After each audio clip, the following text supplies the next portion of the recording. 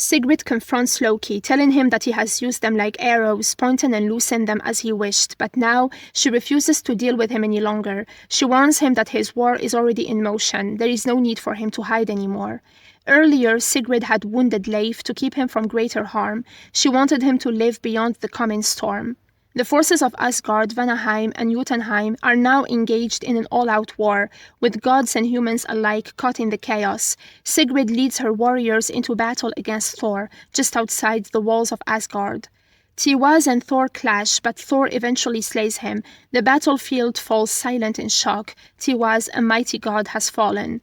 Sif tells Balder that battle blinds Thor, warning that she had foretold this moment when death would attend him.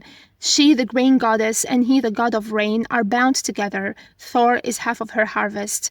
Balder reflects that Thor can't be saved from himself, believing his brother envies mortals because their lives have meaning. Sif urges Balder to protect Thor and uphold the order of their world, making it last a little longer. Meanwhile, Hervor and her comrades fight on. Leif arrives and watches as more warriors emerge from Valhalla, vowing to send them back where they came from. In Asgard, the sorceress Seit Kona approaches Odin in his palace. She knows Odin would have killed the man who shares her bed, so she surrenders herself to save his life. Odin tells her that today's battle will set the world ablaze, and that the blood-bright spear is the spark. He muses on whether it will lead to the wolf and the final war, or if it will send his son to face the serpent. He yearns to witness the end of their saga. Seitkona accuses Odin of enslaving Lady Freya to steal her power. He dismisses Freya, calling her worthless when he brought her home, saying she gave her gifts to mortals and witches. Her sight, he claims, now rests in Seitkona. Odin demands prophecy, knowing the price, as he once hung himself on the world tree for knowledge. The battle rages on. Loki and Sigrid slaughter their enemies, while Ulfr, transforming into a giant wolf, joins Leif's forces with his pack. In a fury, Thor unleashes a devastating hammer strike, causing chaos and destruction. Loki reveals to Sigrid his true motive for wanting Thor dead. One of his daughters is destined to die at the hands of Odin's son. The gods chained Loki's children, and now he seeks to break their bonds. He could have killed Thor in his sleep, but he would threaten more than Thor. However, a mortal who made such a massacre, that madness would remake the world. Seitkona warns Odin that his desired knowledge comes at a cost. She grabs a raven and devours its flesh, calling it memory, which must be his offering. Odin experiences a vision of the future and panics, seeing the signs of Ragnarok, Thor's battle with Jormungandr, the release of Fenrir, and the rise of a new religion.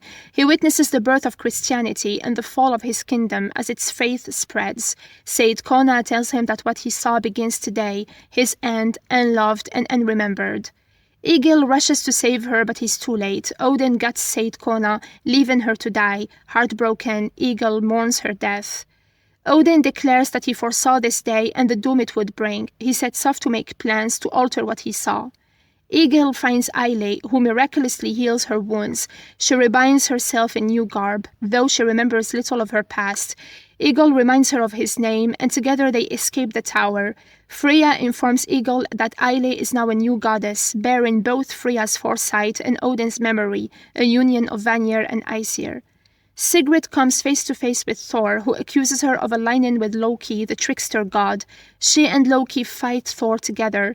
Leif arrives and urges Sigrid to take her revenge. However, Thor proves too strong and Loki cannot subdue him. As Thor moves to kill Sigrid, Ulfr steps in and sacrifices himself. Thor also kills Hervor, and just as he is about to strike down Sigrid, something stops him. Sigrid weeps as she bids Hervor a tearful farewell, pleading with the Valkyries to take her fallen friend, but they refuse. Hervor's weapon was cursed, barring her from entering the heavens. Sigrid begs Hel, Loki's daughter, to let Hervor's spirit join her sons in Valhalla. Hel explains that Valhalla is not the hero's reward, it seems. Odin takes souls to fill his army. In Hel's domain, Hervor will finally be free. Thor summons Sondrodiga. He tells Sigrid that to end this, she only needs to raise a white shield of surrender and all of Asgard will accept her submission. Sondrodiga offers to lead her home, but Thor sets one condition. Sigrid must reveal her true name. Sigrid admits that while she sought revenge, she now desires more, a world free of gods like him and a better future. She declares her true identity, the weeping and blood bride, daughter of King Glomar and the last of the giants of the open hand. Defiantly, she resumes the fight. As Thor moves to kill Leif, Sigrid hurls her spear, but it strikes Balder instead. The mistletoe wreath wrapped around the spear releases Balder from his body, making him a martyr. Thor, enraged by his brother's death, threatens to destroy everything in his path. But Freya arrives and Thor breaks down, crying on her shoulder before she teleports him away. Loki informs Sigrid that Freya took Thor to Valhalla. He stabs her, sending her to Valhalla as well, knowing she will have one last chance to fight him. Leif watches helplessly as his beloved is claimed by the Valkyrie. Sigrid awakens in Valhalla, where the gods feast and revel. Thor approaches her, acknowledging that they've been used, tossed about by the whims of others, but now they share the same hearth. He welcomes her, saying, "So begins the song of Sigrid, and the season ends."